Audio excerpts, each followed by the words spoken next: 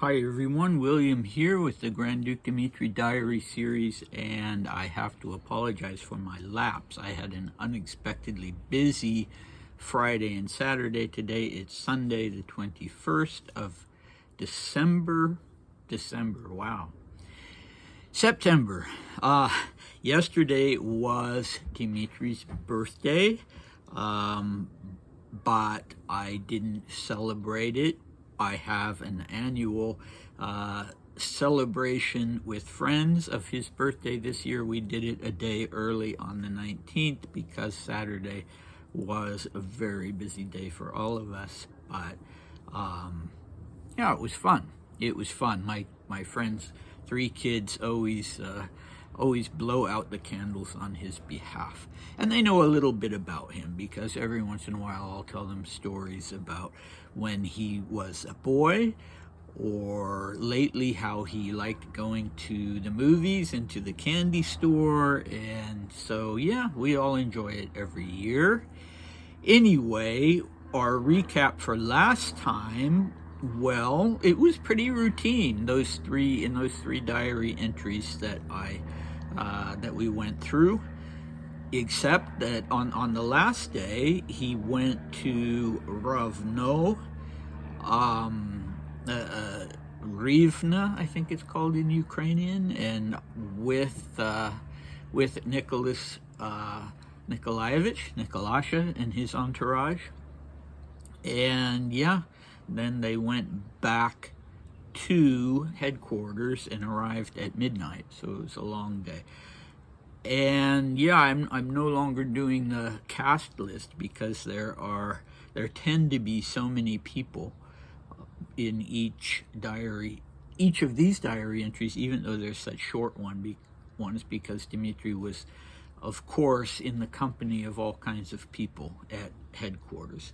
So today we are traveling to a town called Vlodava, right on the border with Ukraine, and of the border of Ukraine and Poland. And I'm not even sure which side of the border it was on and now is on. And the population at that time, I think, was about 8,000 or 9,000 people. But obviously it was a place where troops were gathered and there was important activity going on. So here we go. It's the 22nd of July / 4th August in Vlodava. Liturgy in Baranovichi, got up at Sergei's, lunch, Domino's, to Nikolasha, blank, an unintelligible word. Departure at 5 o'clock, arrived in Vlodava at 1 o'clock, Lesh Basov. Okay, so let's do our decoding here. So yeah, just one other thing about Vlodava. It would later that year be occupied by the Germans. So it was in an area that was very close to the fighting. And when Dmitri says got up at Sergei's, I have no idea what he's referring to. He did have a fairly recent get-together with Sergei Mikhailovich, but that was in Petrograd, so I didn't check to see where Sergei Mikhailovich was around the 22nd of July. Dmitri doesn't usually, in his diaries, call people by their Christian name, so it could be the Grand Duke, but whether it was or whether it wasn't, why was he sleeping at this person's place? I don't know, but that's where he tells us he woke up. Then he went to Nikolasha. He doesn't say more about that, so I don't know what the reason for that was. And then once he's in Vlodava, doesn't arrive till 1 o'clock in the morning, but he still sees 2 people, and one of them is a very important person. It sounds to me like maybe Nikolasha wasn't on this particular trip, and Dmitri would sometimes go as a representative of the imperial family to pass out medals and bolster troop morale and that sort of thing. So Lesh was an important person. Leonid Vilhelmovich Lesh, he was in his 50s, and he was a general, and he was the commander of the Third Army, of the whole Third Army. Basov was a colonel of artillery, an important person within the artillery service. Nikolai Pavlovich Basov, he was 40. He had a pretty impressive job for a 40-year-old. And yeah, this whole thing and the two diary entries that follow really make me, looking at it within the context of what we know about Dmitri and what would happen later, including with the Rasputin assassination and the fact that at one point he actually sort of took it upon himself to redirect some dispatches at Stavka because he thought Nicholas, who was at that time the supreme commander, Nicholas II, not Nikolasha, was making some errors. So he took it upon himself to try to correct those errors, which was, a pretty big deal, although he must not have gone too far because he wasn't, I think he was just sent away from headquarters for a little while. But he was keeping his eyes open, and that was very typical of Dmitri. You'd see the same thing in 1921. He really wants to be a part of things. He wants to be taken seriously. He's a smart guy. He sees when there are problems with things pretty accurately. I mean, in 1921, he was providing a pretty accurate assessment of the situation within emigre politics. So, he's making trips, he's talking to people like Lesh, and he's not just going because Nikolasha says, go to Vlodava. I mean, that's why he's going, but while he's there, he is looking around, and he's not just sort of dialing it in. He's really talking to people like Lesh. Okay, so we move on to the 23rd of July / 5th August, Vlodava again.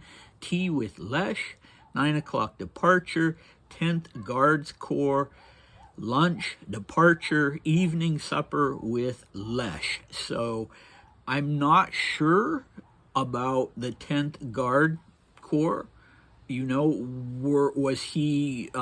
Was this why he was there? Was he distributing medals to them? Had they recently been in fighting, a whole corps? I don't know. But there's some kind of activity involving them. And the way he writes, it's really not clear because 9 o'clock departure, 10th Guard Corps, lunch. So does that mean the 10th Guard Corps was leaving at 9 o'clock?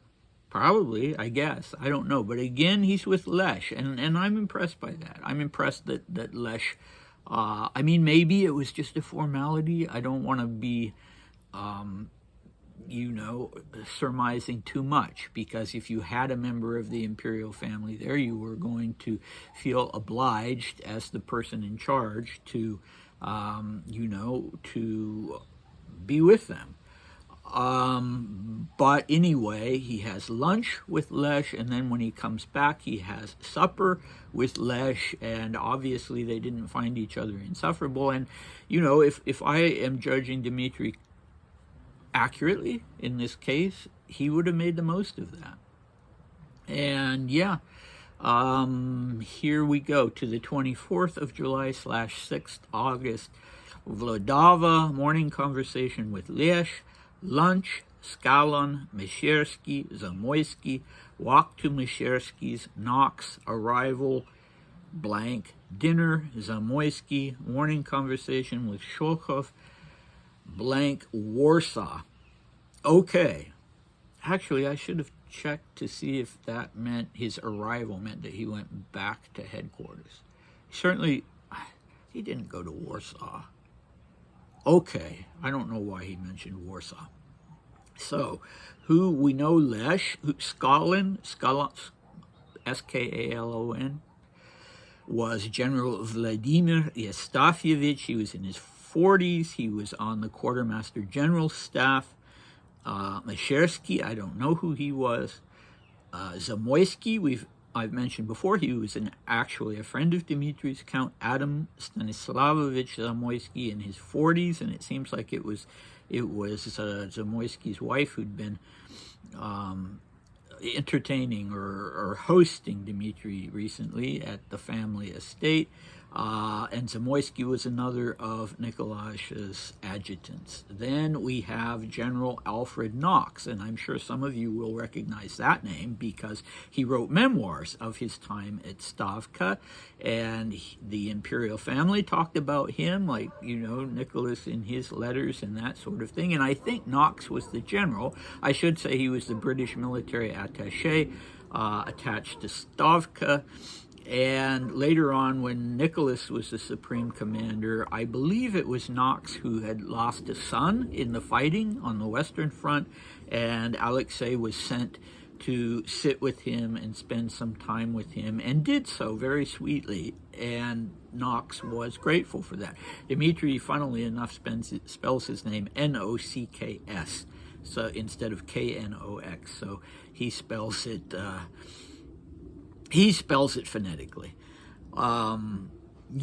So he was an interesting person and well worth reading his memoirs. And I should say, a word of praise for Alexei, that he really seems to have gotten to have matured through this experience. I don't know about later, and I don't know enough about him to really be commenting, but we had the diary entry not long ago before Dmitri left for headquarters. He went to Tsarskaya, he had lunch with Nicholas and Alexandra. He saw Alexei, and he said something like, "I was shocked with his behavior," because he there's someone talking in the background here.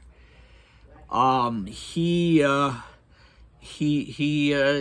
seems to like Dmitri, I think, because we see this progression with Dmitri as these diary entries go along, where he is taking things much more seriously. He is being exposed to things that are forcing him to take things more seriously. And I think Alexei as well was, even though the incident where Dmitri said he was shocked at how kind Alexei was took place before Alexei was spending much time at Stavka. Still, I'm kind of rambling here. Sorry about that. I got up early today, and I haven't been in the saddle, so to speak, for the last 2 days doing these, so you'll have to forgive me for my slow talking and rambling, lots of distractions around. Anyway, getting back on track, I don't know who Shokhov was, and I don't know what the single reference to Warsaw was. It's just Warsaw, period. What do we have next time? We have a new friend. Dmitri will be drinking Perdu with a new person, and as a result of which he will wake up the next day hungover. So we've got some good entries coming up, and I will see you then. Bye.